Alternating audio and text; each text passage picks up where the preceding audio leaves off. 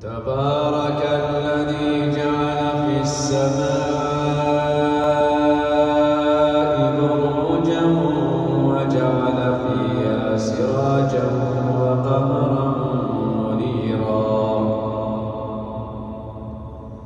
وهو الذي جعل الليل والنهار خلفة لمن أراد أن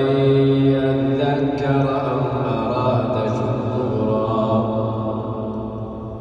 وعباد الرحمن الذين يمشون على الأرض هونا وإذا خاطبهم الجاهلون قالوا سلاما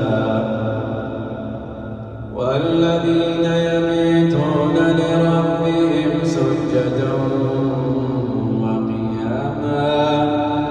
والذين يقولون ربنا اصرف عنا عذاب جهنم إن عذابها كان غراما